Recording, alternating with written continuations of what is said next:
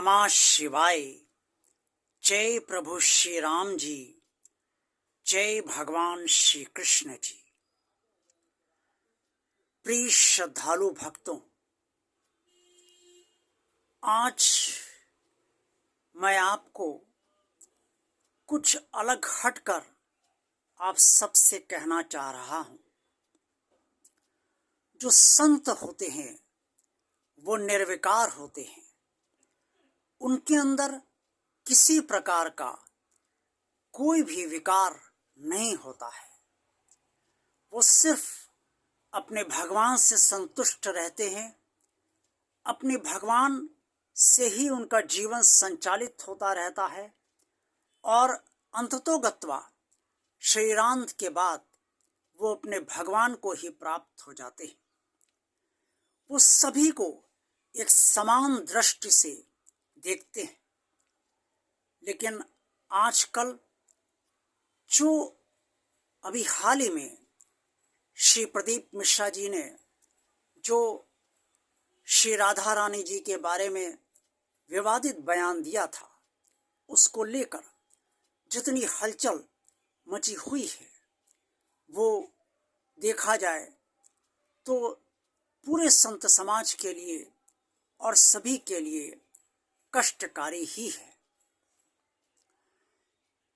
किसी को ये अधिकार नहीं है कि वो किसी की आस्था, श्रद्धा और विश्वास और उस परम सत्य पर जिसे लोग अभी तक मानते आए हैं और निरंतर मान रहे हैं, उस पर वो किसी भी प्रकार से अदृश्य अस्पष्ट तौर पे या स्पष्ट तौर पे इनडायरेक्ट वे में या डायरेक्ट वे में प्रहार करने का प्रयास करें। यह दुर्भाग्यपूर्ण था।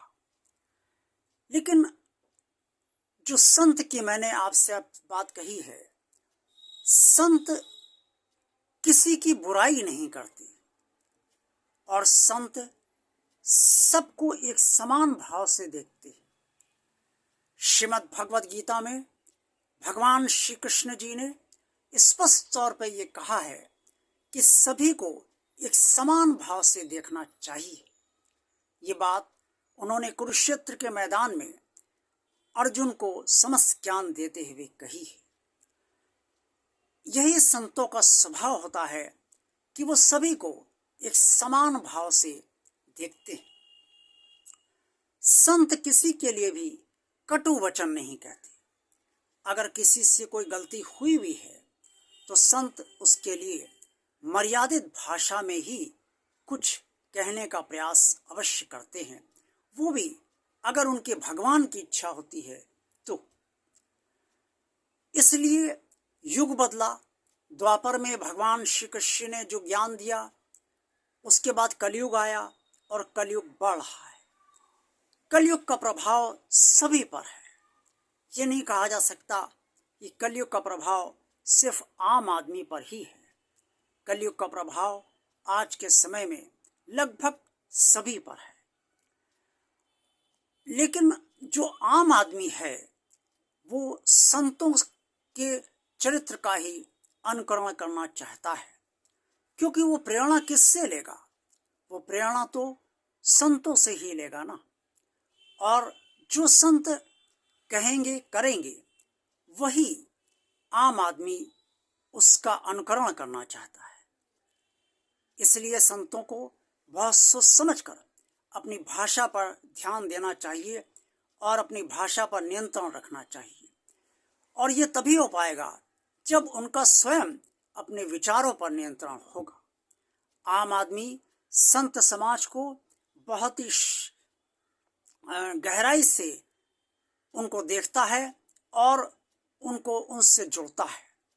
इस चीज आम आदमी जो जुड़ता है संत समाज से, उसकी भी आस्था, श्रद्धा और विश्वास पर किसी को प्रहार करने का अधिकार नहीं है। इसलिए सभी संतों को ये ध्यान रखना चाहिए कि यदि वो अपने आप को वास्तव में संत समझते हैं तो अपनी भाषा पर नियंत्रण अवश्य रखें, अपने विचारों पर नियंत्रण अवश्य रखें, तभी वह वास्तव में संत कहलाने योग्य है। भगवान और आप चैनल का ये वीडियो अगर आपको पसंद आया है तो इसे लाइक कीजिए। भगवान आप चैनल को आप सब सब्सक्राइब कीजिए। जिन्होंने सब्सक्राइब अभी तक नहीं किया है तो इस चैनल को ज़्यादा से ज़्यादा लोगों को शेयर कीजिए। कमेंट्स बॉक्स में आप सब जो कुछ भी कहना चाहें वो अवश्य कहते रहिए।